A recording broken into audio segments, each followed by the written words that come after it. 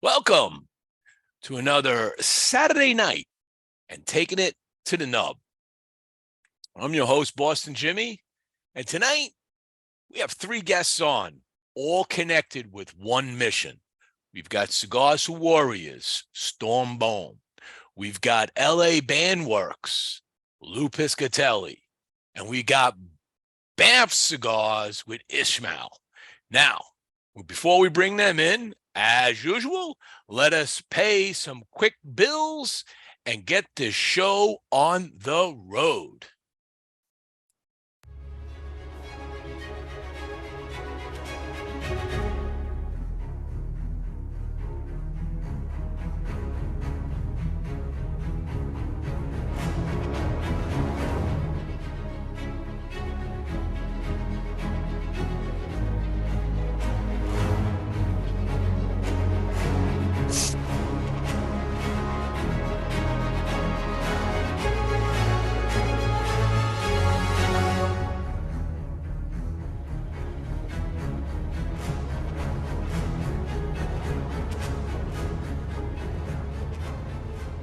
And today's show is brought to you by Casa Cuevas Cigars. In the 19th century, Juan Cuevas, Spanish immigrant from Santander, began what was to be a family business which now spans 4 generations. Like others fortunate enough to live and work in Pinar del Rio province of Cuba, Juan commenced cultivating tobacco, turning it into a successful business. Following in his father's footsteps, his son Juan Jr. continued with the family business, successfully expanding it until events which took place in 1959 forced a dramatic change.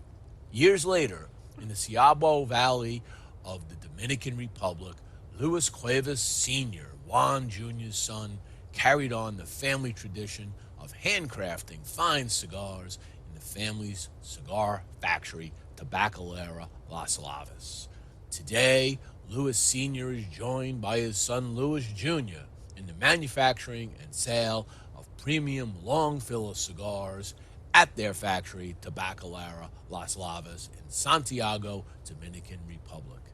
So check out Casa Cuevas Cigars at www.casacuevascigars.com and on their Instagram and Facebook channels. All right, let's bring our guests in. All right, welcome everybody. Welcome to Taking It to the Nub. What a crew I have here. All I can say before we even get into this, and we're going to talk about the Some Gave All cigar, but I think you gave your all into this because it's knocking my nasals apart right now. So we'll talk about why that is. But let's just quickly go around. Please introduce yourselves. We'll start with Lou. We'll go to Storm. We'll go to Ismail last. Introduce yourself, what you're doing, what you do, and what are you smoking? Lou Piscatelli. I'm a cabinet maker, cigar enthusiast, and I'm smoking a cigar that Ish made for me called the Blind Louie. And that's another one of my artworks that I did. That's it. And you make artwork, not just cabinets. Yeah, so the artwork is a hobby that I started doing. I tried it once, which actually this was the first one that I did, one of my dad. I did it on a coffee table that I have on my back patio where I smoke at. And then after that, I kind of really fell in love with it. So did a few more projects. I did that one with Jesse. Yep. So we did this. And you did this.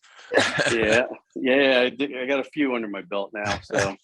All right. But yeah, good hobby. Let's go to Storm. Cigars. Let's go to Storm. Hey guys, Storm Bowen here, CEO of Cigars for Warriors, co-founder, founder of Cats, still going. Cats Festival we do yearly. We haven't done the last couple of years because of COVID issues, my issues with COVID. Part-time rider and full-time retired. even though I think I work more hours now than I did when I had 3 jobs. But, you know, you got to stay busy, got to keep your mind going. Best way of doing it. And because it's for a good cause, it really motivates you. Absolutely. And the greatest thing about it is just meeting guys like you guys. Much appreciated. Ishmael. How you guys doing? So, Ishmael. I do a few things, but we're talking about cigars. So, I own a few cigar factories in the DR and one sister factory in Zimbabwe. Opening a new one middle of next year in Ethiopia. And love to make cigars and smoke cigars, and here we are. Now, we're all here through a common thread. Common thread being Boston Jimmy with Stogie Press, knowing Lou Piscatelli, Storm, and Ishmael. I believe I got introduced to you through Lou, and then we've met each other, Ishmael, quite a bit. I've known Storm for quite a while, and it was Lou that decided to do something special for Cigars for Warriors. I remember him coming over to my lounge one afternoon, and he's saying, "Hey, Jimmy, I got this idea. What do you think about it?" And he's going to create this really cool piece of art. And in the process, he says, "You know, I want to do this, and I think it would be something cool that we could help Cigars for Warriors raise some funds." And I said, "Well, I think you got to talk to some folks there." And he says, "How can you help me get in touch with people?" So I got him in touch with Storm and some others. And then he talked to you. And the next thing was, why don't we make a cigar with the same artwork on it called the Some Gave All. So with all of that put together, that thread has brought us to this point here. And just so everybody can see, I just want to share something before we go through how this journey goes. And we're going to start with Lou and his thoughts and how things got going. But if I come here, so this right here is what we're getting to. This is the artwork that is up on Cigars for Warriors right now to be raffled. The raffle is going to go off at I think the end of the month, if I'm not mistaken. And what this contains is, this is the original artwork. Everything here is cigar bands, as what Lou does. So everything in here is a cigar band from some cigar. You'll notice there's a lot of BAMF cigars around here for the green color. Okay. And then the flag up top, when he gave this to Storm to set the raffle up, they framed it, and Storm don't put in this flag, which is from one of his fallen soldiers. And he could talk about that when we get to Storm, but what that's all about. So we're going to come back to this and discuss more about what this raffle's about. But let's talk about the journey and how we got there, because some of you, I know, have served, and some of us know people that have served. So I'm going to start with Lou. What inspired you to go do this?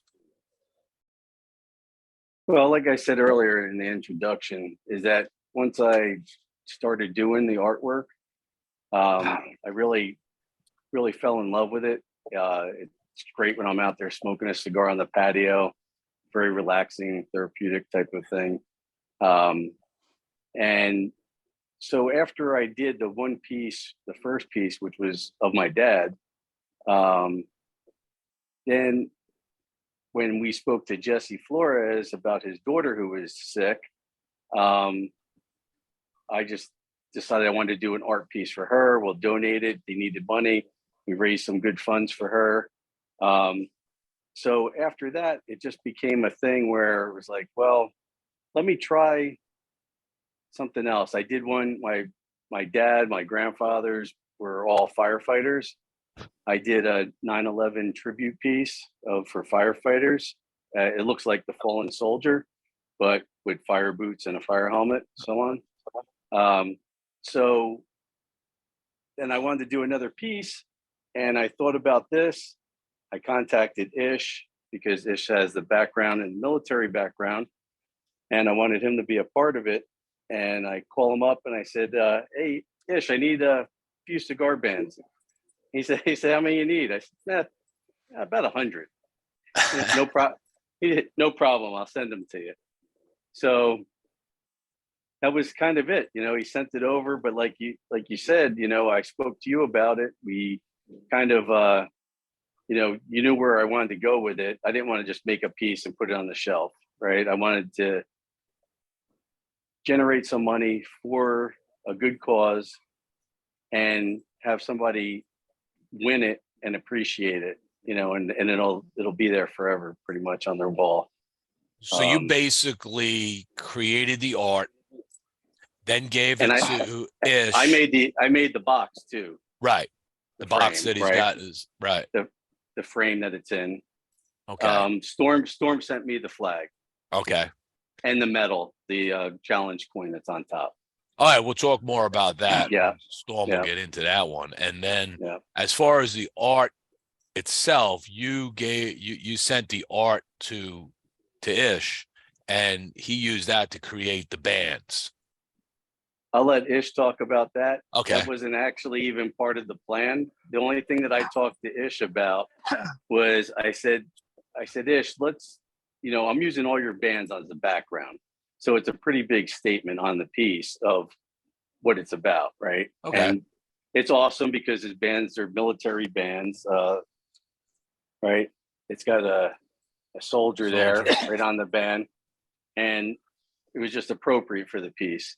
So once it was done, me and Ish started talking about, okay, how else can we generate more money for Cigars for Warriors besides just the raffle? So let's go to Ish on this now. So that conversation then threads into you. You send him the bands, you have this conversation, and now what did you do? Yes, the whole idea was a loose idea. And they say, what about maybe we can make some cigars and put a BAMF band on the cigar. But I saw the art. I say, you know what? Let me do something with this. So I called my guys in the DR. I said, can you do this artwork into a band? It's kind of difficult because it's too many BAMFs, over there. It's kind of, but it came. They sent me the mock-up. I sent to Lou, and it looked, well, you cannot see it because I have the background, but it looks phenomenal. And my guys told me, do you want to put BAMF in somewhere? I say, don't you think that is already like 200 times already on the band? So we don't need to do that. Let's do just this. And the idea was to make some cigars.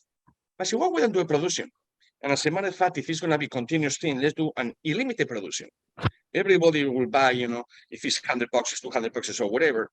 But for me, going the profits to a Cigar for Warriors, $100 is not going to be much. So I'd rather to have sales thousands of bucks in years than just $100 in 10 days, if it makes any sense. So this cigar will be in production for the first year until March. I believe it's only 14 or 16 stores that they are going to have it. Alaska already made the order yesterday, and they have 23 stores, so that's good. That was a good sale for the Stogie fall. And then in March, it's open for everyone else. So we do to do something exclusive at the PCA with Cigars for Warriors, so we make an exclusive cigars just for a few months, anyways, until March. And that's how we did it. And it's going to be a production forever.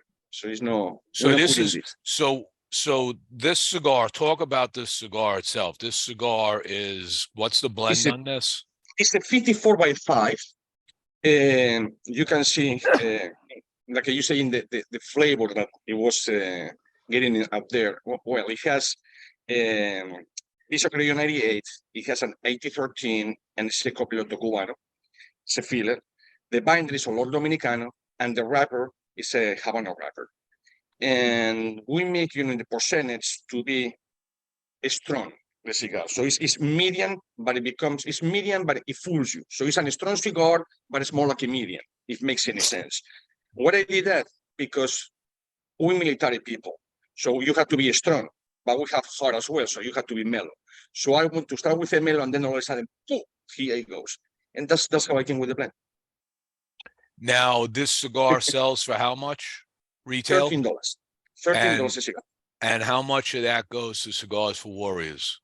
All the profits, whatever, Whatever the profit. obviously, yeah, whatever the profits are. Obviously, we Okay. have to make the cigar, we have to do the bands, the boxes, and all that. But all the profits will go to them.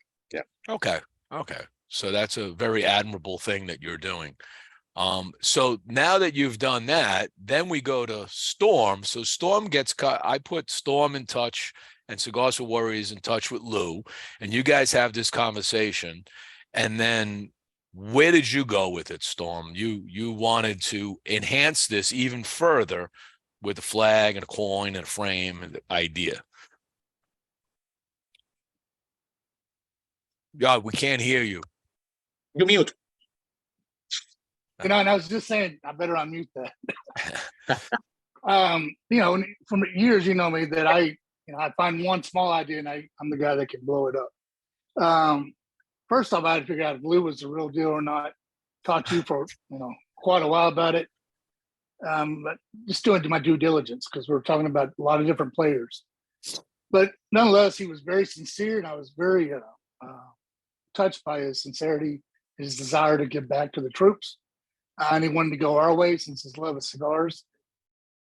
So we started working with him. And I didn't realize he was a cabinet maker. He just kept saying, I'm going to do the frame.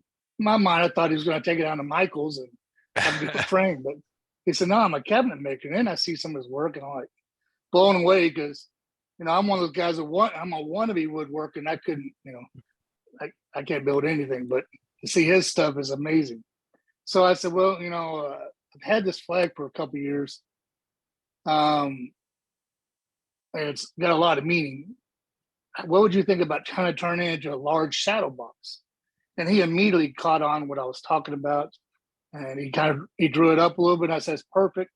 In fact, I'll send you our 10-year anniversary coin, very limited, and put it on there. I'll let you decide. You choose where you want to put it. It's your piece at the end of the day. So he started asking me more about the flag. And it is kind of hard for me to talk about. It was a young man I met in Iraq after during the invasion of 02, 03, 03, 04, really. He was with the 101st. I was only with him while we were in Baghdad. About 2 months later, I moved to Mosul. And then he eventually moved to Mosul. Like we just kept bumping each other. He was a young E4. I pulled its ass out of some situations. And so he kind of always went up to me for advice or, whatever. So I liked the kid a lot, kept in touch with him over years. 2014, he was killed in action. And during that time, he'd become a reservist. And there was a program with the reserves and guard. When you're deployed, they'd take a flag and post it over the base, wherever the country is, and it's going to be in a combat zone only. And so that one day, and then they would give that to their employers, a way of saying, thank you very much for understanding why I've been gone for a year and a half and you kept my job. He came home, the guy actually didn't keep his job.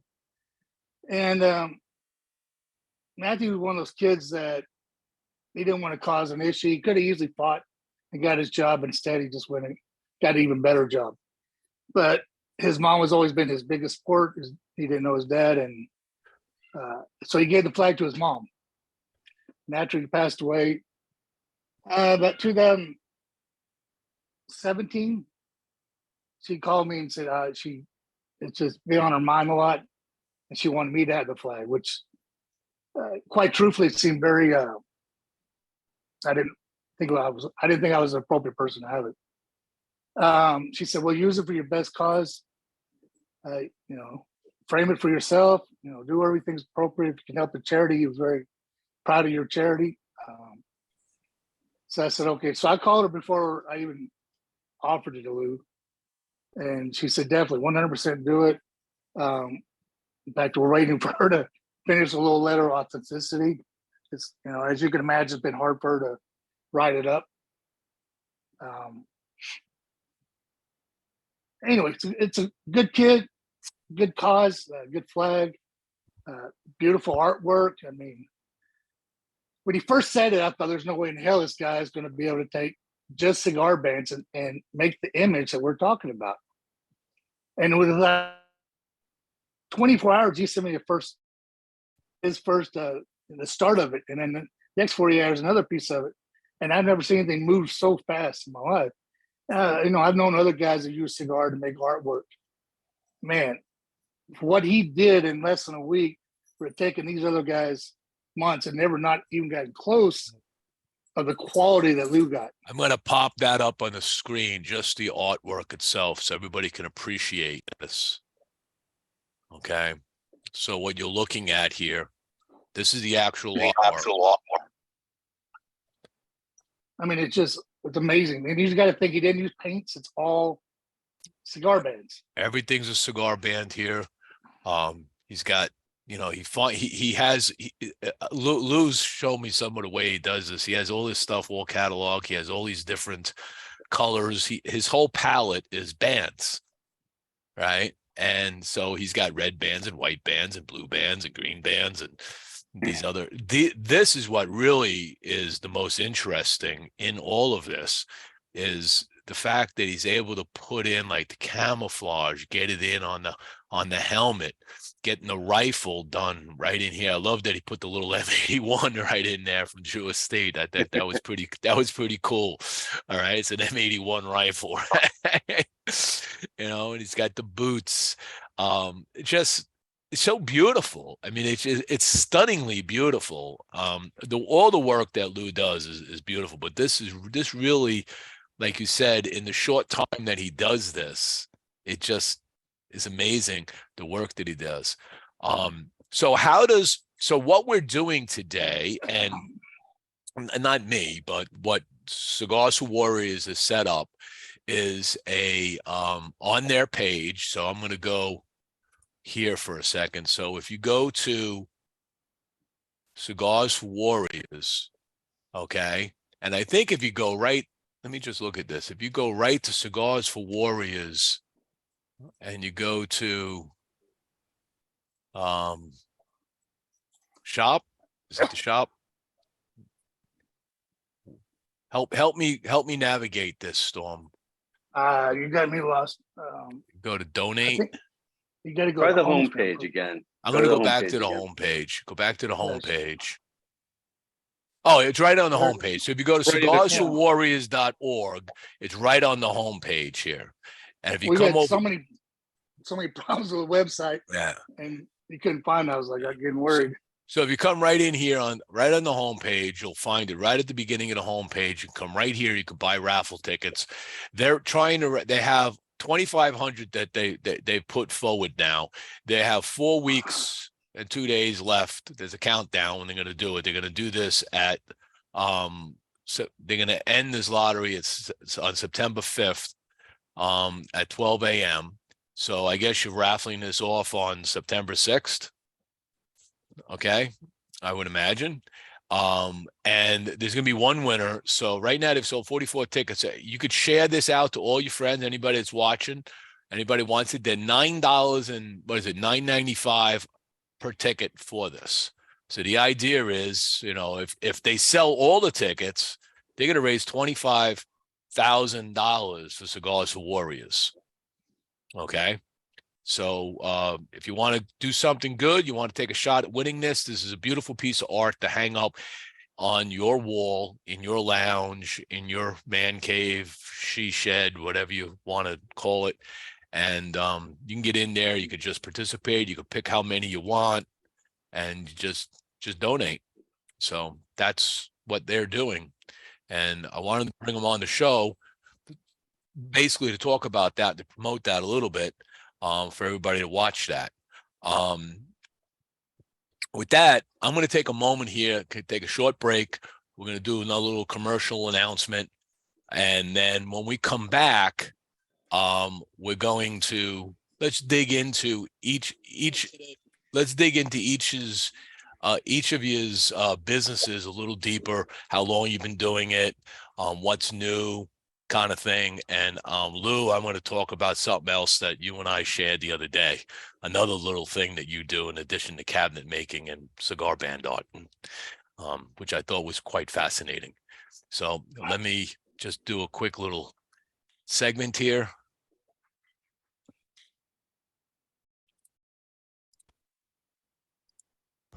And today's show is brought to you by Bocock Brothers Cigars, a new and active brand founded by two Honduran brothers, Bryant and Douglas Bocock. The brand zeroes in on those folks that are looking for easy to smoke cigars inspired by unusual circumstances. Very importantly named after their very interesting and imitable last name, Bocock.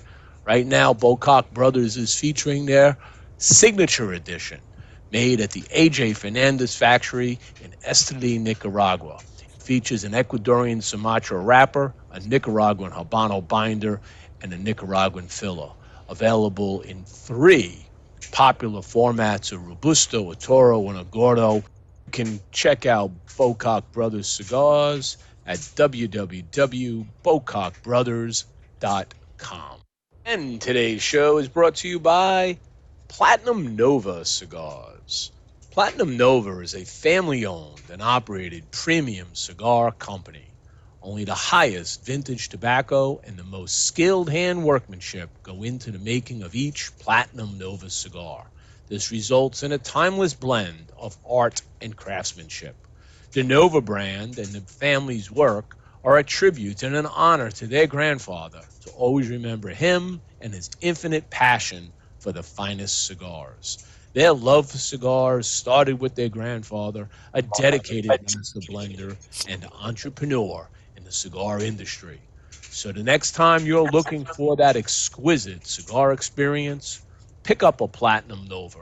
You can check them out at Platinum Nova Cigars, www.novacigar.com, and on their Facebook, Instagram, and Twitter channels. This episode of Taking It to the Nub is sponsored by the Box Press Cigar app, the ultimate cigar smoking experience. With Box Pressed, you can easily catalog cigars with your own virtual humidor.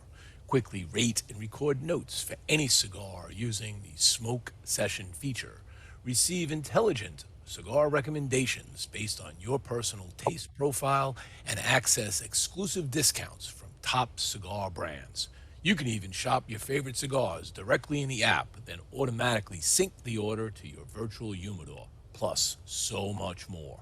Download Box Press today by typing bxpr.sd/install into any web browser and discover the world of cigars like never before. That's bxpr.sd/install. And today's show is brought to you by All Saints Cigars, a company founded in 2019 and headed up by industry veteran Mickey Pegg and his two friends, Martin Corboy, a successful restaurateur, and Frank Leo, an Air Force Academy graduate military veteran. As Mickey explains it, they were all sitting down talking and smoking cigars, and finally they decided that they would do this thing together. It was time. Mickey said, I decided if I'm going to work hard at it, it should be something I love. Besides, a tough day with a cigar is better than a great day doing anything else. Soon after, they began the process of launching All Saints Cigars, jokingly referring to themselves as the Holy Trinity, St. Michael, St. Martin, and St. Francis. They chose for their logo the cross of St. James, the patron saint of Nicaragua, the country where their cigars would be produced. You can check out All Saints Cigars at www.allsaintscigars.com. All right, all right. Thank you, everybody, for the sponsorship. It's always a little easier when I could pay the bills. So let's dig into each of your brands and your organizations. Let's start with Storm. So most people that are watching probably know of or have heard of Cigars for Warriors. You've gone through a lot of evolution since the beginning. How long has the organization been around, and what is the most important things that you do as an organization besides sending cigars overseas? Well, we've been around now 11 years, a little bit over 11 years now. We hit our 10th year anniversary last year. Pretty exciting. We never thought we'd make it past the first year. We we just recently in July, which is very fitting, we broke 1.5 million cigars shipped.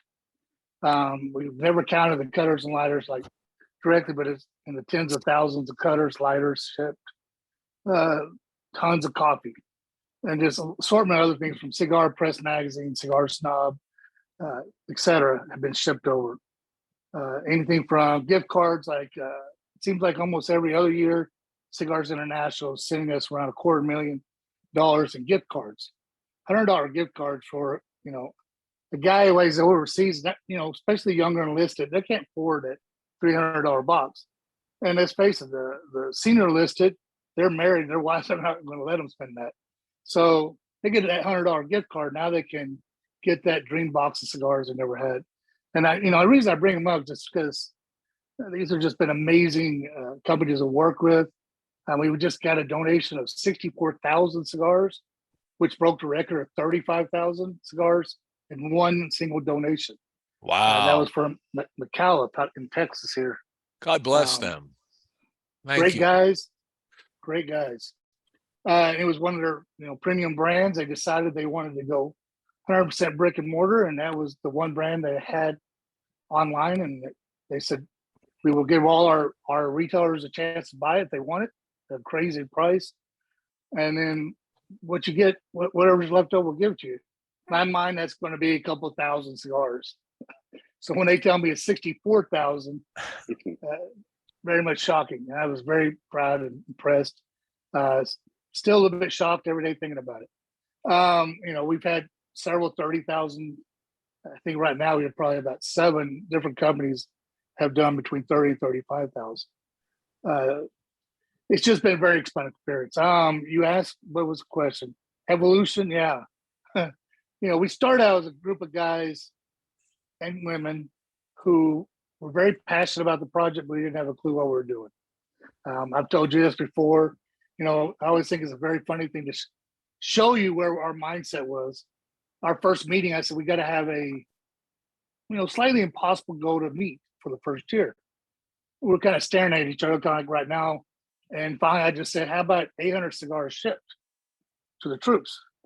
And to say the least, I got chewed out, cussed at, told me I was a crazy man. Where are we going to get 800 cigars? How are we going to find the money to ship 800 cigars? Who are we going to ship it to? We know only a couple of guys right now. It just always, I said, well, let's call it a slightly impossible goal. And by the end of the first month, we actually shipped out a little over 960 sticks. And by the end of the first year, it was a little close to 92,000 cigars. Wow. And the reason I bring that up is, a little bit of braggadocious, but more or less to let you know the people have been involved. It's just been a fire hose right at us from day one. And they never seem to stop. So we've had a lot of, board of directors, when they've hit that maximum impact, they'll step down very graciously and another person will step up. I'm very, very proud of the board we have now. We don't have a typical board of directors where they get paid to basically do nothing. Our guys do a lot of work and don't get paid anything. The higher you up you go in the charity, the more work you're looking at. The big coordinator is fun. It's great. Everybody wants to be the big coordinator. Is the heart of the organization. They're the ones out there preaching the message. But it's also, it's the easiest and it's fun. You get to hang out with the reps, hang out with the shop owners, smoke cigars, and help a good cause. But the higher you go, the less people know who you are. So you really see a lot of love for the troops, just a lot of willingness to give of yourself. And for me, and I rarely ever talk about this. For me, that's been probably one of the most inspiring things about this whole adventure, I guess you call it, journey. And then just meeting the troops. Again, we thought at the very beginning that giving a cigar was a very, very small way of saying thank you. No, nothing else. We didn't have any, great messages or speeches or how it was going to work out for the troops. It was going to be even better than that. Had no idea the impact we were going to have over a civil care package. And then just years and years of meeting our recipients, some of the stories that a single cigar meant to them. And, I knew what it meant to me when I was deployed. To me, it was one thing I could make myself normal in an environment that's nothing normal at all. I would make my guys smoke a cigar, which is not probably kosher, but they even knew for 2 hours that they could say anything. I took my rank off. Usually I got cussed out at, called a few names, but got it off their chest. And it was a little bit of stress release. Thinking that I was very original about that. I've heard that story 100 times or more from Vietnam vets all the way up to vets these days. But I will say that one of the coolest things I've seen in the military that we have a very strong hand in is that there was no such thing as a cigar club in the military. There was guys that belonged to CAS, guys belonged to cartel and other groups like that, but no true 501c7 cigar club. And now there's probably 20, 25 of them, and all of them got at least 2 chapters. And like the one of them, the big ones, they got close to 25 chapters all over the world. Wow. And it may be just all Navy guys, maybe just all U.S. guys, maybe just U.S. guys and NATO allies, maybe just U.S. guys and their contractors that are, bleeding beside them. They all have different ways we do it. Now, we only send to U.S. troops. That's very, very important people realize. And we only do it when they're requested. We just don't just randomly throw the cigars out there. That would be very irresponsible. It'd be a waste, truthfully. And we're proud to say everybody wanted one. Another thing a lot of people don't really share a lot is that we vet every request. Because just because you have an APO does not mean you're going to be a U.S. soldier. Right. And we're very lucky. We have multiple people that are literally on active duty, not reserve, not guard, but full-time active duty that are volunteers for us. So we're very proud to be able to say that. We probably got a 98% success rate of all U.S. troops. And we get probably 200-300 requests a month that had nothing to do with U.S. troops. So congratulations and all of that accomplishment. I mean, I'm sure it's been a long journey, and it is now a very operational, noticeable charity in the cigar community. We need as many charities as possible because this is a giving community. And I personally can attest to the fact that trying to set up any charity, having done it myself for this Climb for Autism thing I did as a one-man show, it consumes you, and you got to have a staff. You have to to do it really well. Like you guys, you have to build something together and have volunteers to really go out there and push it. So I applaud you for everything that you've done and the organization has done. I have great respect for what Cigars for Warriors is doing. Yeah, the volunteers is the heart of the whole. That's one of our biggest messages, that we're 100%. Of course, that's also one of our that is our weakest spot, that we're all volunteers. So what takes Lou a week, it's going to take us 6 months. That was the biggest thing I had to explain to Lou is, we're going to be moving slow like molasses. Yeah. I don't think he really believed me until he saw it. And, the webmaster was supposed to have all this done last January, and we still hadn't had it done by beginning of, and after trade show. Our goal was always get this going at the trade show. So the fact that it's operational, I'm very excited. It's working smoothly. The reason there's only about 40 tickets is we're just now pushing it, truthfully. Right. So hopefully we'll have a big push. Good. Well, thank you very much. Ish, let's talk about BAMF Cigars. I imagine BAMF stands for badass motherfucking cigars. Okay. Okay, that's what it is. We're allowed to talk about it. This is not a children's show. Talk about your brand. Now, you're a veteran-owned business. Yes. Okay. Talk about your history and talk about the brand itself and how you came to be and how long you've been out there on the market and what makes you special. You have some special things you do because you get your hands on some really interesting tobacco. Well, I'm a veteran, like you said.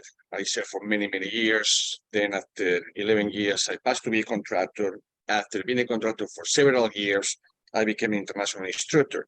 That's where I have a lot of ties with the United States, because even me, being American citizen, but be born in a different country, we work together in many things. In fact, I'm an instructor for many countries, including the United States. So one of my friends, he's a former Marine for 8 years and a half, I believe he was, and he became the deputy sheriff over here in Palm Beach County, and then he became part of the SWAT team. So just happened that where I am in Royal Palm Beach is what he was, patrolling and all of that.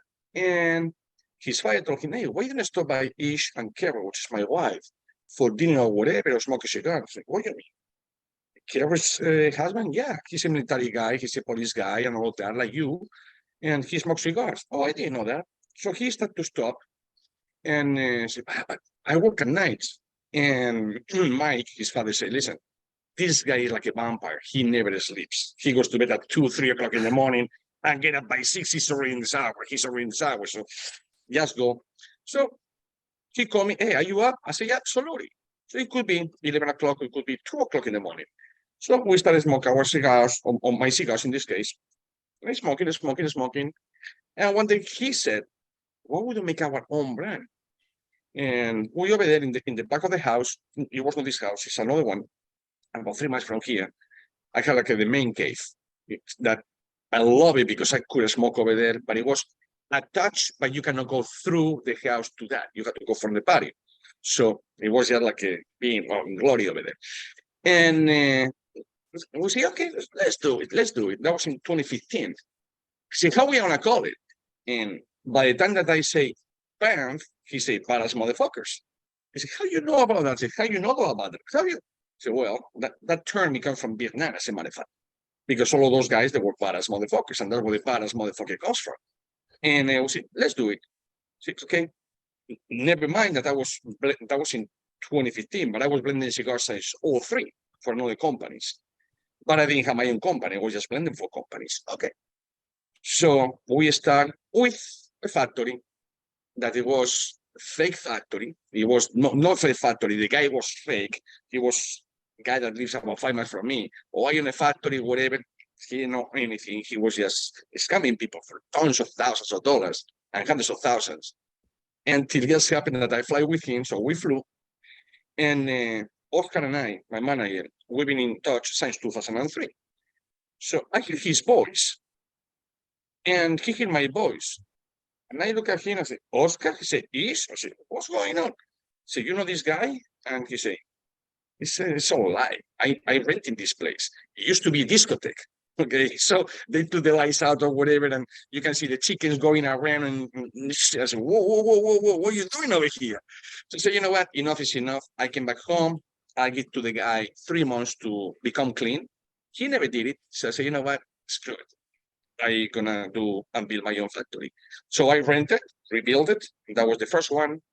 Then in 2016, the second one, 2018, the third one, 2019, Zimbabwe, the fourth one, and keep going and going and going. So the whole thing started like a military personnel and first responders, being military and law enforcement. We decided to do that. So yeah, it's too good just for us. Let's do it for everyone else. And everybody enjoy it. So, and as you can see, we keep coming with more and more and more and more and more. And the blend that you're talking about, yeah, it's like I always say, I only married to my wife and that's it, but I don't remember with nobody else or no country, no nothing. Even though I love United States, that's what I choose to be American. And I love my own country, Spain. But I would not be eating just American food all my life or Spanish food all my life. I like some Chinese, I like some Thailand, I like some African food. So the same thing, the food, the same thing is with tobacco. So I say, okay, let's go to Africa. Let's pick up some tobacco. Smoke it. It's good. Let's go to Romania, Transylvania. Oh, it's a good tobacco. Let's go to Ireland. Oh, crap, it's good tobacco. Let's go to everywhere. We use tobacco from China. So we have many, many, many countries. Istanbul, Turkish tobacco. We have everywhere. And that's probably what it not set us apart at all, but it makes us different. We are not just Dominican and Dominican alone, Nicaraguan alone, Cuban alone. No, that's what it's called a blend. it's not going to be called pure. That's what it's a blend. You blend things together and make it look good, you know, like a chef. It's not Yeah, just a hey, steak. you're the chef in the kitchen. Yeah, absolutely. And I love it. Plus, I love to travel. I love it. I'm not gonna lie. So that's more or less what I do. So it's I love it, and I will never stop though. To be honest, I will go if. I guarantee you, somebody will have a greenhouse in Antarctica. I guarantee you, somebody will be in Antarctica tobacco. I will get it. I will get it. So What is that's your what I like. with all the tobaccos that you have, and you have, like you say, you have some really exotic leaf that you come across that not Yes. many people use. What Mhm. is like your three favorite leaves that you have your hands on? I love Africa tobacco. I've been saying since last time I was in Angola on service. It was 1994 when finally it was peace. It was no war anymore. So I was the last one, you know. Yes, going over there. You know, yes, getting around the corner, not trying not to get shot. So and it came the peace and all of that. And the one thing I remember is this smell. You know, it was no human bodies. It was no burn. It was no cover. It was a cigar. So I was like, follow. And it's this guy from there running his own cigar in Angola, in all the places. I say, what are you doing? Oh, you want to try? So yeah, you smoke cigars? I said, yeah. We start to smoke. I said, man, I talked to the guy. You know that you are going to be the next Cuban, right? Because 1994 Cuba was very, very, very big. And say, no. So I always got that over there. So Angola, African tobacco, all of them. I love it. Transylvanian tobacco, I love it. And here in the What does Transylvanian tobacco. Transylvania tobacco impart on your palate?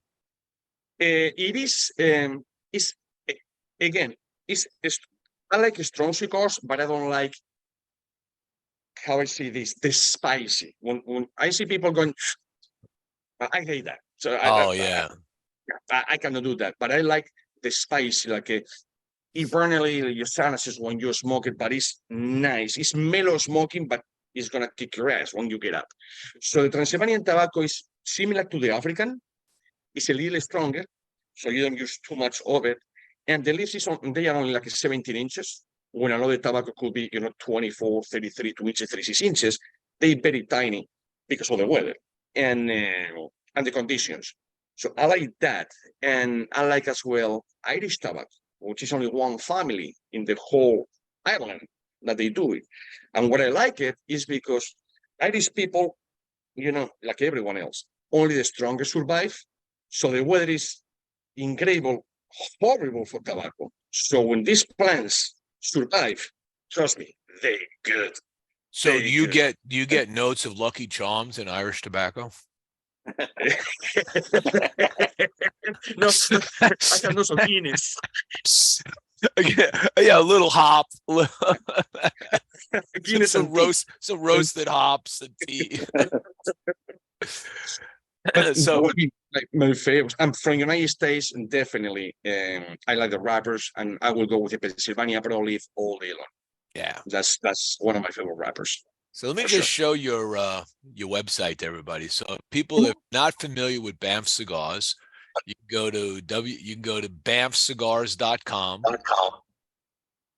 And this right here is the site. You can see the different cigars that they have. You can shop by cigars. You can buy these directly online if you want to. I'll let Ish comment as to what shops they're in. But you have the full line of cigars here, and you can check things out. You could shop all. So you can get magnets and you get swag and other stuff on here too. So you could check out BAMF Cigars on there. You can also buy gift certificates to give to people for gifts if you want. So how many shops are you in now? It has to be, I know it's for sure over 200. Now, if Hmm. I have to do a list, I will not tell you because I still doing the list because the first one that it was a big one was last PCA 2022 that I didn't have one sale, one nothing. Everything was the last second. I almost never made it Lou and I we were together in that. Yes, like I was like, I make it or I don't make it, because they didn't allow me to go with a license address to a residential house. But they never told me that I could go as a factory. So they told me that 72 hours prior. But your factory, right? Yeah. So put your factory address. It's in the DR, Dominican Republic. Yeah, but it's a factory. I say, okay, let me put this straight. I cannot go with a Florida legal business, federal license, but I can go with one from the DR. Yeah, I said, call me in. So I went over there. It was everything was a disaster. People that are supposed to show up, they didn't show up. I had to buy in Walmart tablecloths, totally disaster, to the point that, and it was so hot that I tried to roll my suitcase with the cigars. And I thought that one of my guys was doing a prank on me just holding it. No, it melted into the asphalt. And I couldn't roll it. Oh my, it was horrible. So I said, okay, whatever. The last day, friend of mine, very big guy. We call him Hawk for a reason. And he goes like this, covered his name. Hey, Ish, do you remember me, right? Say, come on, Cameron. Of course I know who you are. Oh, but I thought that you were kind of happy that night. You know, the last time that we see, I say, no, well, you were a little happy. In fact, Oscar, who is my brother over there, my manager, he arrests you with my handcuffs and my badge. He said, no. So I saw him in the picture. I said, yeah, that's you. Holy shit. Remember, this guy is 6'11" and 420 pounds of pure muscle. And Oscar is like me, 6 foot and 190 pounds. Big difference. And he said, oh, so what are you doing over here, Cameron? So, well, I'm working for these guys as a distribution company. I said, but you have a distillery? He said, yeah, but it got on fire. So until the insurance give us money, I had to do something else. You know, I love cigars. So long story short, he put me in 203 stores in Louisiana, just in Louisiana, in one shot. It was the last 30 minutes of the summer. Otherwise, Wow. I would come home, empty. So that was just coincidence, luck, call it however you want, but it happened 30 minutes prior we start to pack. And Congratulations. since then, thank you. And since then, we have another 100 plus, but some of them, they move or they change or whatever, but it's over 200 easily. Yes, yesterday, like I was saying, I have Alaska, 23 stores. Same owners, 23 stores through Alaska, which I say, guys, Alaska is about 740,000 people. You have 23 lounges? So yes, what you guys do over there? I said, well, okay, board, smoke and drink and hunt. That's what we do now. Okay. It was for me, See, it was for me. So huge order, so that was good. We New York, which we never been before, because taxes and all of that, I didn't want to deal with it and distribute in New York. But I said, you know what? California, we were in one store. Now we are probably 9 of them. But the most funny thing, Ohio, Pennsylvania, we are in New Jersey as well, Baltimore, Maryland, which is in Baltimore anyways. But the most funny one, it was that they had to go to Vegas, people from Florida, to know about me being in Florida. And they both 15 faces. I said, are you kidding me? I said, you had to come to Vegas from Florida to meet a guy from Florida that have been in business for so many years. So that was the funniest one. So That's we in good. Florida too. All right. Good. Let's go to Lou. So Lou, you are a multi-dimensional guy. You're definitely a craftsman. Lou owns a cabinet shop. He does amazing cabinet work. I've seen the work that he's done. You've seen the artwork, but I want to post something up here. So Lou dropped this on me the other day. So Lou actually has in addition to everything else he does, he made this, and he has a group out there. I'll let Lou talk about it. It's a special group that is all these people that share their homemade campers. And this is a camper that Lou made, right? I'll just flip through this for a second, and I'll let Lou describe that journey. So talk about campers. Campers are fun, right? So people like, seem to like want to get into the camping thing. My brother's got a fifth wheel. He spent a lot of money for it. He's got a big, huge tractor to pull it. And, the truck always breaks down and he's got problems with the camper, this and that. You made this little thing and you have this whole group. And I went into, you invited me to that group. Thank you. I observed what these people are doing. I've learned so much just in one day going through that. Talk about your passion for camping and these squarebacks. So, funny thing how that started. We always tent camped with we were in the kids were in a youth group, family youth group, camping groups that we were doing. Always tent camp. Even throughout my life, always tent camp. So, getting older, tired of sleeping on the ground, tired of getting wet and all that. So my son at the time was about probably about 9 or 10 years old, and we were looking to do a project.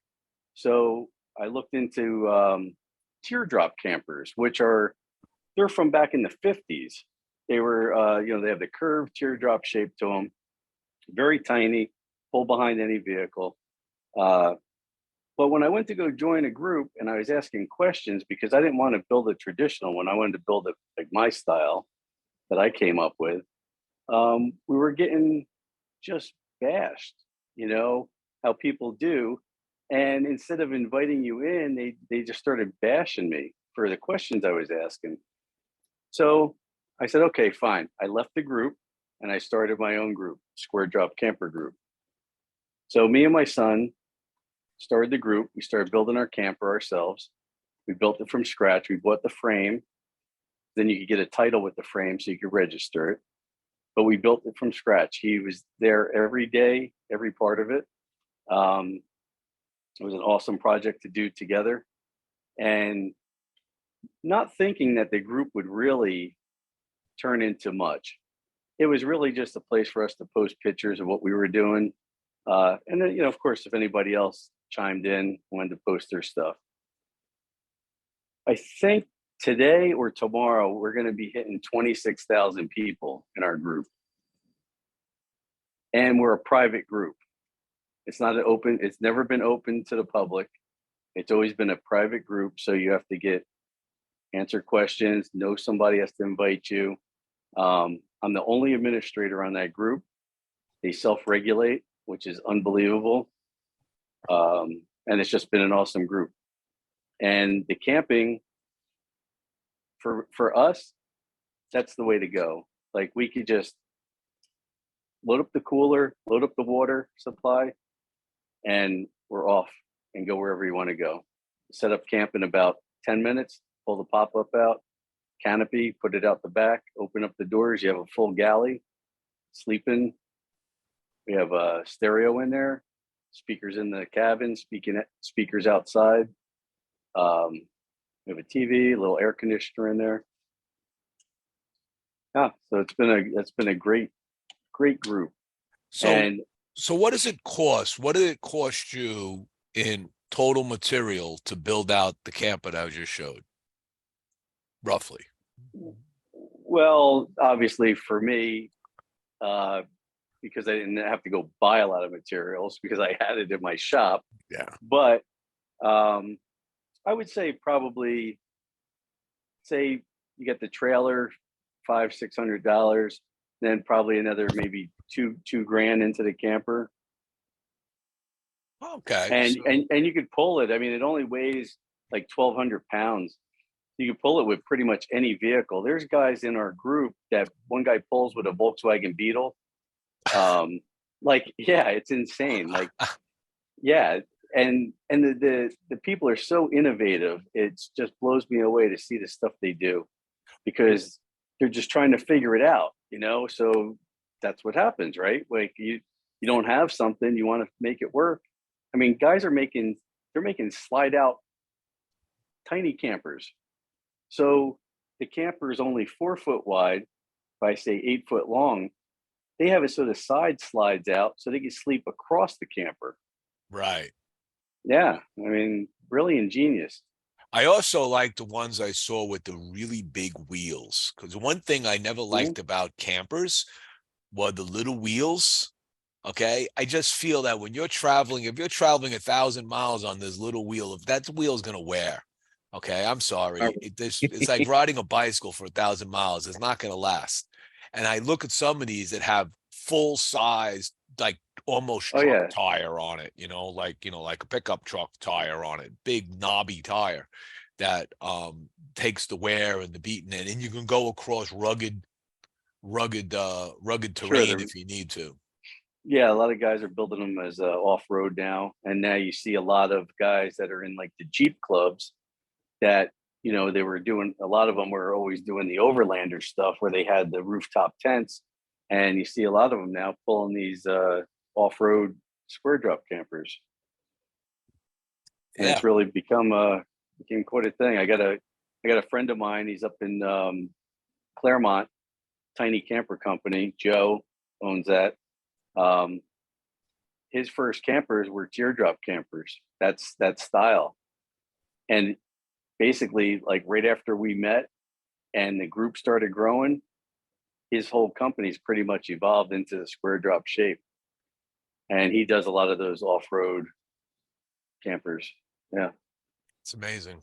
It's amazing. So you took your talent and you push it to a new level. That's great.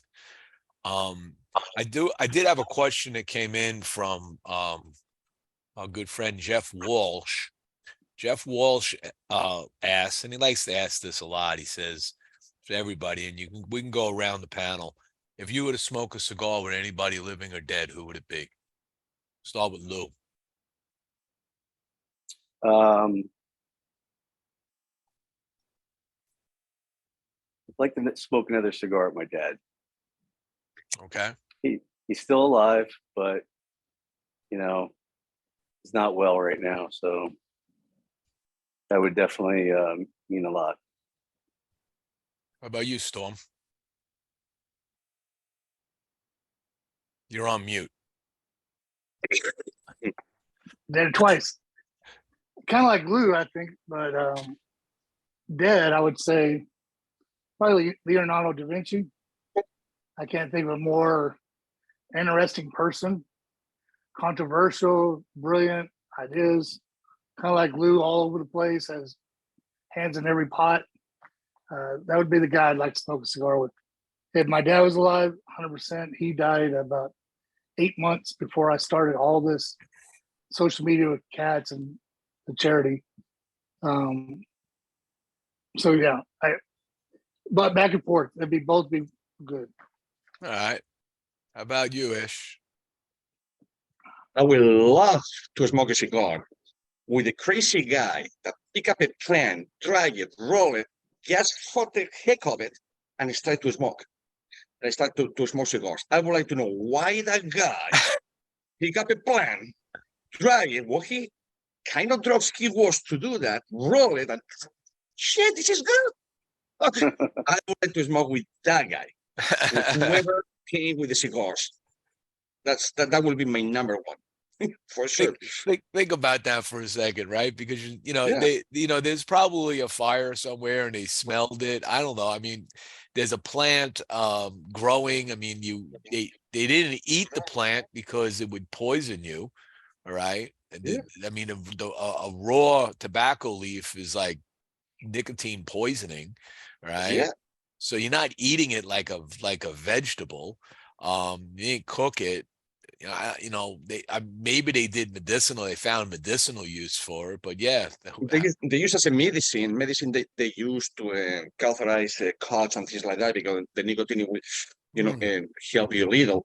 So it was medicine tobacco, but the guy that came with that thing saying, you know what, I'm gonna try it because probably he tried wet and say, well, green say, let me try it, roll it, and smoke it. Jeez, that guy's a freaking genius. I got a theory on that. I think that was someone's wife, and the guy was probably smoking way too much peyote. And she said, "I got an idea. I'll switch this shit out, and he'll never know the difference. This stuff's good." There you go. As for me, I would say that I'm on the same level as Lou and Storm also. If I was to want to smoke a cigar again right now with somebody, it would be with my brother who passed away a few years ago. It was tough when he left, and if he was alive today, I'd be smoking cigars with him all the time, obviously. Great conversation, different walks of life, but we just came together and just had conversation, and it was great whenever we got together. But from a name out there, being an engineer and scientist at heart, I would sit down with Albert Einstein. Just let's talk relativity, brother. Just smoke a cigar and talk to me about the universe. Where does these thoughts coming from? Is it, did it purely come out of your mind? There was something else that you were involved in, that you were smoking. Jeff also says coffee and tobacco, nectar of the gods. Most definitely. Indeed. Let's see if there's any other questions. Go ahead. I think Joe Rogan would be fun to smoke a cigar with. Yeah. You get an earful, that's for sure. he knows a little bit about everything. And he loves cigars. Yeah. Oh no, there are so many people out there that enjoy cigars. It's the beauty of what we do as this culture, being able to sit down in lounges, meeting people. Sometimes you don't even know the person. That person could be just dressed in a pair of jeans and a t-shirt and could be a multi-billionaire. I mean, I remember being in a shop once in Ohio, and the guy that owned the shop, beautiful shop, right? But I found out later that the guy's like a multi-billion-dollar investor, and he just took his money and threw it in a shop, and he just has fun with his shop, and you wouldn't know it, at first. And then it's like, wow, So you never know who you're sitting next to sometimes, and just respect the individual. Don't worry about what they look like or what they sound like. You just never know who they are. Just enjoy this with them, and you'll have conversation. Very true. So what do you guys what are you guys looking at right now? As far, are you guys watching anything on TV lately? Anything catch your interest? I just watched 2 movies last night. I did movie night with my wife last night. We watched 2 movies. One was a movie called 65. It's a new movie, all right? It's kind of like, it stars Adam Driver, and it's just like Adam Driver is a space traveler. He's from another galaxy. He's from millions and millions of years ago, 65 million plus years ago, and he's on a mission to go collect some people, whatever. But he ends up in an asteroid belt and finds himself on Earth. And when does he find himself on Earth?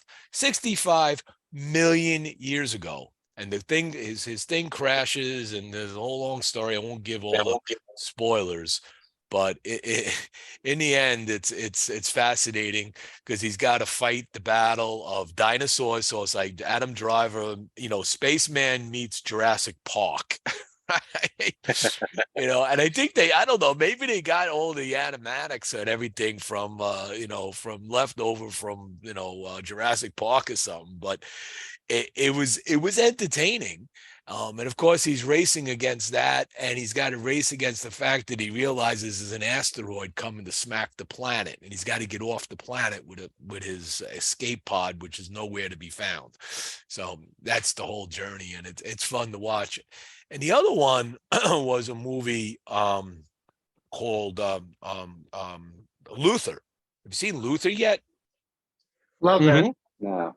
Yeah, Luther. I haven't seen the Fallen Sun movie, but I'm literally rewatching the series. Yeah, so this is based on the TV show, but it's it obviously it has a single basic plot line for the movie, and that was a pretty cool movie. I think 65 was better than that, but my wife says, well, that 65 was better. I say, yeah, but it's a double feature, honey. You got to watch the first one, and then it's never as good as the second one. How about you guys? Anything you've been piqued your interest lately that I should be We've watching? been watching 3 different series. The Witcher, of course. Love it or hate it, we love it. We have no idea what's going to happen next season with Liam Nelson. Henry Cavill, you can't beat the guy. Mhm. Just like born for it. Of course, everybody's still hoping that Netflix will pull their heads out of their asses and bring them back. But the other one's Warrior. It's based off Bruce Lee's. He wrote a TV script, like full 4 years worth, and was able to get it made. So it's called Warrior. Now it's been, of course, adjusted quite a bit, but it's pretty good. The fighting, if you like a lot of action and fighting, especially hand to hand, it's Is that a series brilliant. or a movie? Yeah, series. They just Okay. came out season 3. It's real popular. The third one was Lincoln Lawyer. Hmm. I didn't think I was going to like it, but we watched 2 seasons within about a week. We really enjoyed that. That's guy from if y'all remember Office Space, the movie. Yeah. The main guy from that, he's in it. He's the Lincoln Lawyer.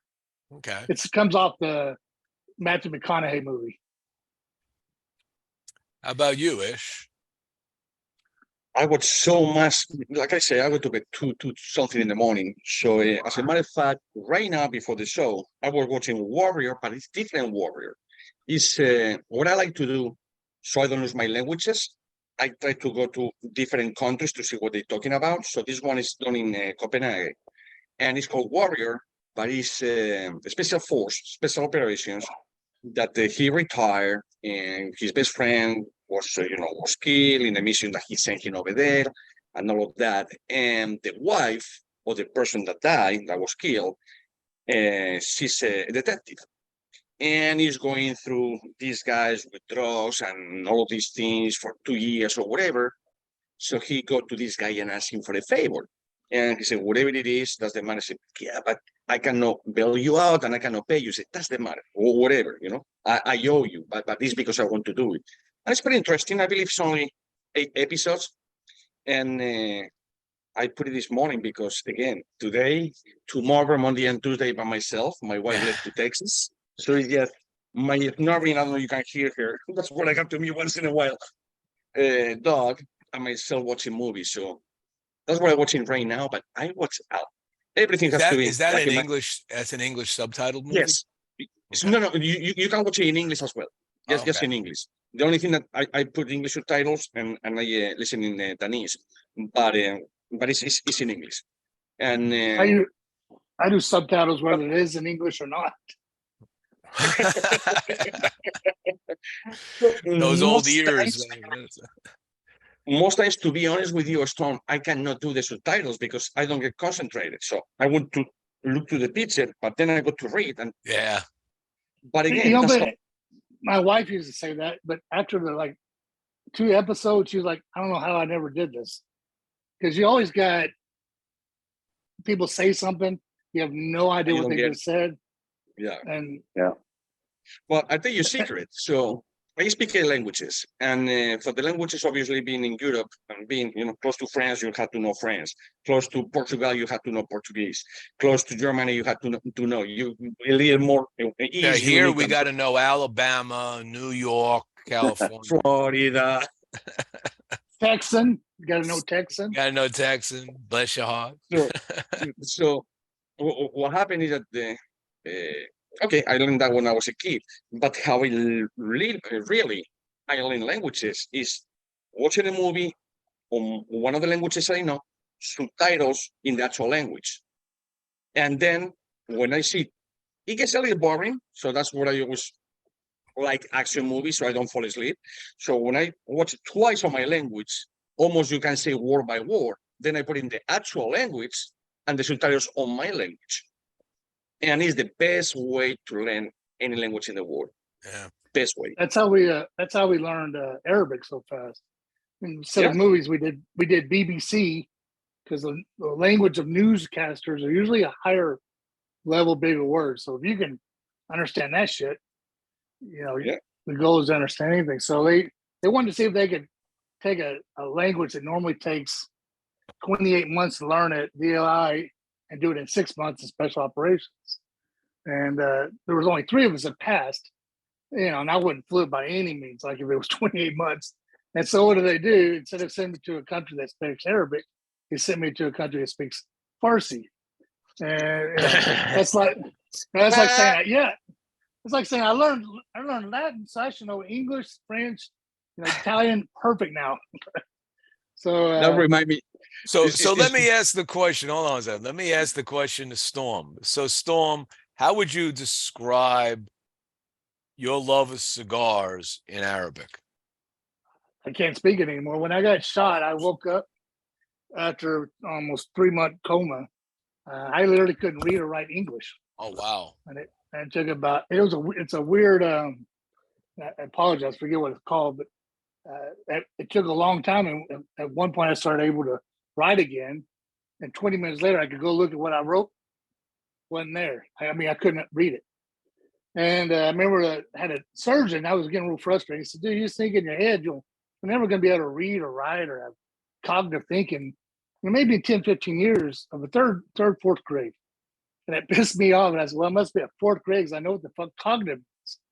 And so that was the best thing anybody told me. It just pissed me off, and I worked my ass off. But like you're saying, I'd like to go to the other movies, the languages I knew, even if it was halfway, and picking up stuff. Talk to Arabic people, Arabs I know here in my hometown. They all know I took Arabic, so naturally just want to start talking to me.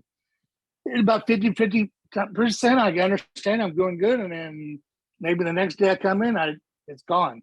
Spanish, I used to be fluent since I was little. Mescalero, I knew. It's one of the few, maybe 1,000 people speak Mescalero anymore, and that language that was my first language, and I can't remember it at all. But I'm trying to fix that. So I like what you're saying. I had thought about rewatching it a 3rd time. The best way. You're primarily, yeah, it's brilliant. So what I was about to say is the funniest thing that happened to me. Okay, so a very good friend of mine living over here, he's from China, and there were 3 Chinese from here, from Palm Beach County, Florida, anyways, and another 3 guys in Ecuador that are Chinese, and they want to open a shrimp factory. No open. These guys, they want to buy the shrimp factory for the other guys in Ecuador. So they send me as a translator. I say, fuckers, I don't speak Chinese. What are you talking about? I say, well, I tell you what happened. These guys speak one dialect, the other guys speak the other dialect. They cannot communicate in Chinese, but you know how to speak English, and those guys speak Spanish. So I said, okay. So I had to translate Spanish to English to Chinese people. Okay. So I'm in Ecuador, and I'm talking with the guys, blah, blah, blah, back and forth. And in the other side of the road, it was on the walkway, it was this lady with a little umbrella, and it had like a 20-something Chinese behind. So he saw me just talking with the guy like it's not tomorrow, but obviously he couldn't hear me. He's like 25 feet away. So, Sam. Yeah, may I help you? Can you translate this for me? I say, in what? In Chinese? I say, I don't speak Chinese, but I saw you talking. No, you don't understand. These guys know English, these guys know Spanish. So I translate from Spanish to English, English to Spanish. Chinese, I say, I know how to say, see, thank you very much, and that's it. Thank you very much. I know. She was like, man, you fooled me. These guys, they want to talk to you because you're so fluent. I said, well, I'm not fluent. I'm fluent in English, in Spanish, not Chinese. So that happened to me in Ecuador 3 years back. I said, are you kidding me? So let's go to Lou. Lou, what have you been watching lately? Any good foreign movies? No good foreign movies. I usually watch baseball at night. Me and my son usually catch a game at night. And then once I get on back patio and smoke a cigar, I just flipping through, the channels on the Fire Stick or whatever. I watched the Jack Reacher series. Great series. Yeah, it was a good series. Funny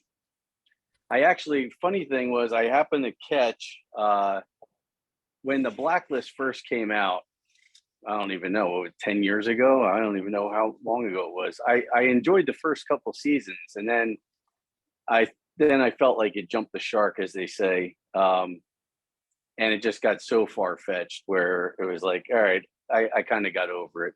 But this year was the season, like this series finale. Like they ended the series where he ends up getting killed. So I actually happened to catch the last 3 shows of that, which was kind of cool to see it all come to an end. But I just, like I said, I bounce around watching different shows. I'll watch woodworking shows about like guys that are doing really real creative stuff, especially like with the epoxies now that everybody's using. So they're doing like epoxy work with wood. I love the lathe work with epoxies. Yeah, it's amazing the stuff they do with that. All I can tell you is that Lou is so good at gluing because this stick, which is my walking stick from climbing Mount Fuji, right? So you go up to each level, each station, they heat stamp on here, the station, right? And at the very top of it, over this side, this is like the yeah, you can barely see it, but this is the summit. So what happened was I get this stick, I love it, and then my wife goes, when I bring it back, she goes, how are we getting this on the airplane? But you can't bring this on a plane. Okay, they're not going to let you on a plane with this. So I said, So I said, you know what? I'm going to cut it in half, and I can't even see where the cut line is. Here, I barely see it. So I cut it in half. So what I did the day before, the day we were leaving, we had a late flight. So I get up in the morning and I go find the equivalent of the Home Depot, and I get this little Japanese handsaw, which is made of a nice piece of steel, and I bring it back. I stick this thing down across 2 chairs, and I go 1, 2, 3, cut right. You saw how clean the cut was. I mean, it just was like cut right through like butter. And I was like, okay, now I got 2 pieces. And she goes, well, how are you going to fix that? I said, well, I'll probably just drill a hole, dowel it, and whatever. She goes, you don't have the right equipment to do that because you're going to put the holes in the wrong direction. It's not going to dowel right. I said, you know what? I know a guy. I know a guy who knows about wood, right? So I called Lou, and I told him, Lou goes, you don't even need to do that. He used good wood glue, all right? And this is, I mean, it reminds me of my broken femur, right? Where I snapped my femur in half, and every doctor that ever took an x-ray of my leg, there's a big ball around it actually of callus. But he goes, that's the strongest. The strongest joint in my body now is that break point. Right? And Lou did such an amazing job on putting this together. So yes, you do know wood, Lou. I would never have accomplished that myself. It would have been glue all on the side. It would have been a mess, and you didn't have to sand it through. It just came out perfect. So thank you. I was watching woodworking on YouTube. I like just put in the word search woodwork and see what comes up. And the other day, me and my wife just sitting there, she was playing on her phone, woodworking. She's going to teach us how to make a vase. Cool, pretty good looking gal. She's going, and she comes back and she's wearing like this half top with half her underbreast showing, and then these Daisy Duke shorts from hell. And I'm like, what the hell? So we watched the whole thing thinking this has got to be kind of like a spoof or smell my ass. Show or something. And she's a hell of a woodworker. That was the whole thing. And when it turned out, I went to her channel, every one of the episodes got worse. Oh wow. There's scenes with her, she's in little nothing bikinis. I was like, well, I guess that's one way to get your woodworker channel a lot more subscribers, because it was weird. I would not expect it. Most woodworkers look like me and Lou. You don't right. Hey, here's a quick story. My cat thinks he's a dog. One night I'm flipping channels, right? And I'm like, oh, let me check this movie out. So I watched this movie, and it was about Benghazi, right? It's called 13 Hours.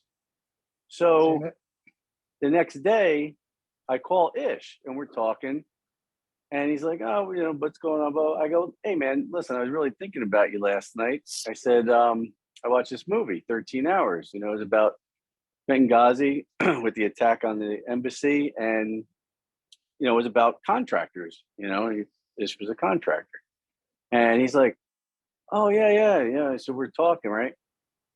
A week later, another friend of ours, Ryan Miller, calls Ish up and goes, "Hey, do you know Mark Geist, Oz, the guy from the real guy, not an actor, the real guy that was in Benghazi?"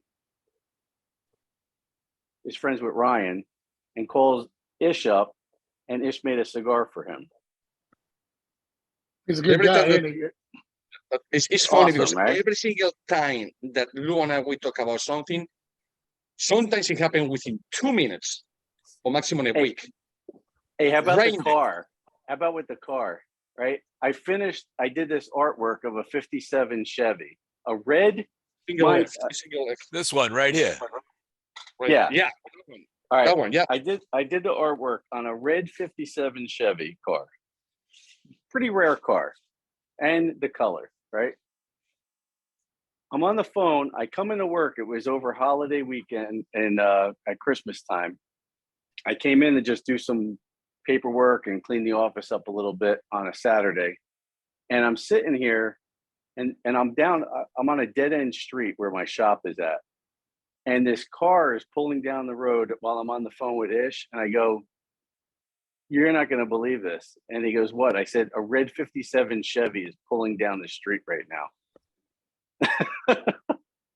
Every time. And we were talking about Yeah. that particular I- piece. Yeah, I stopped the guy. I took a picture of the car. It was funny. The guy y'all talking about, he met him 2015, 16, somewhere around there. Met him in a cigar shop in Lincoln, Nebraska, of all places. He was doing a book reading in a cigar shop, cigar lounge.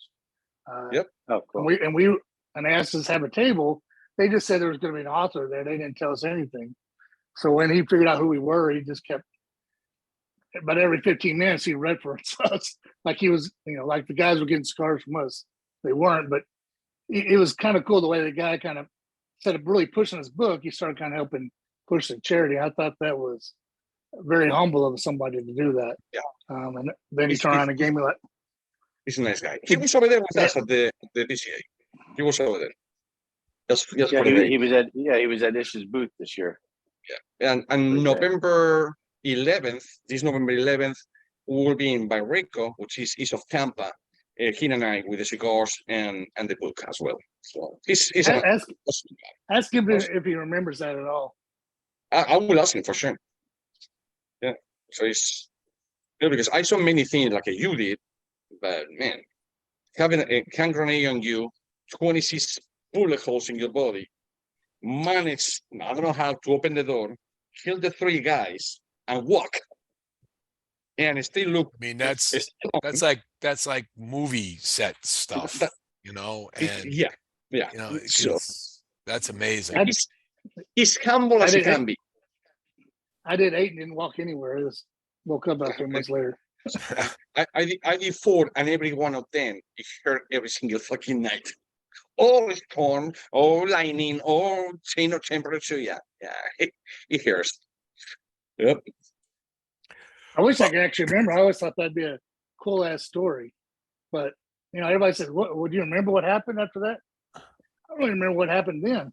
Your mind blocked it out, man, for a reason. I remember every single second of the 2 IEDs I was in. I mean, it was like slow motion in my head. I remember being stabbed, but for whatever reason, I have no memories of the gunshots. It's Wow. one of those things, I guess. But I always thought it'd be a cool story. My wife's like, "You're nuts." Why? I said, "Of course I'm nuts. I joined the military." I mean, well, thank you all for your service. That's for sure. I mean, it's like I always tell people, I didn't serve, but I certainly designed the weaponry some of you used in these battles. well, we like to say braces suck. If you've ever actually been in an environment that sucks so bad, you understand what I'm talking about, where it sucks so bad during it. But you look back 10 years later and goes, "Man, I had a damn good time doing that." But it happens all the time. You have a bad day today, and 2 days later, you're just laughing. man, what a dumbass I was. I was doing this, doing that," and you just laugh about it. But when the day he is right there, fucking sucks. Oh, it's bad. It's bad. You forget about it. It's so good. All right, guys, we're at the hour and a half point. I want to say I want to appreciate you guys coming on, talking through your stories, sharing it.